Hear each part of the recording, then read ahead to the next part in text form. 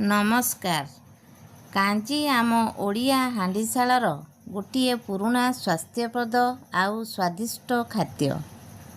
ଏହାର ପ୍ରସ୍ତୁତି ମଧ୍ୟ ବିଭିନ୍ନ ପ୍ରକାରର। ଆସନ୍ତୁ ଆଜି କାଞ୍ଜି ତିଆରି କରିବା ଏହି ପ୍ରଣାଳୀରେ। କିଛି ପରିବା ନେବା।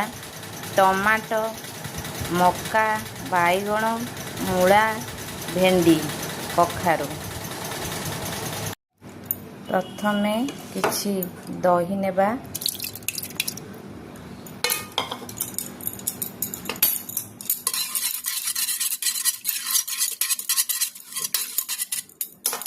କିଛି ତୋଡ଼ାଣି ପକାଇବା, ତେଜ ତୋଡ଼ାଣି। ସ୍ୱାଦ ଅନୁସାରେ ଲୁଣ ପକାଇବା। ସ୍ୱାଦ ଅନୁସାରେ ଟିକେ ଚିନି ଦେବା। ଅଳ୍ପ ହଳଦୀ ଗୁଣ୍ଡ ଦେବା। କିଛି ଅରୁଆ ଚାଉଳ ଗୁଣ୍ଡ ଦେବା। ତାକୁ ସବୁ ଫେଣ୍ଟି ଦେବା।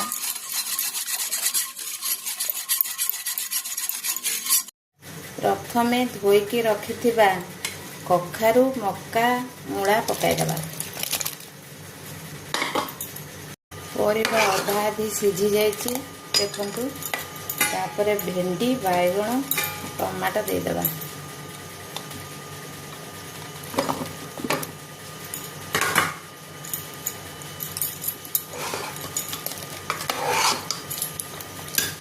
ଫୁଟିବା ଅବସ୍ଥାରେ କିଛି କଞ୍ଚା ଲଙ୍କା, ପିଆଜ ଦେଇଦେବା। ଚାଲନ୍ତୁ କାଞ୍ଜି ଫୁଟାଇଦେବା।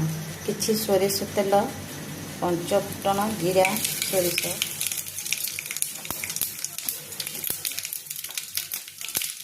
ଫୁଟିଗଲା ପରେ ରସୁଣ, ଶୁଖିଲା ଲଙ୍କା,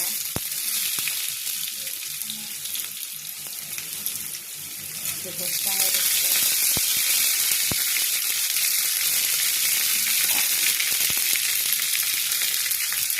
ଅଳ୍ପ କିଛି ହଳଦୀ,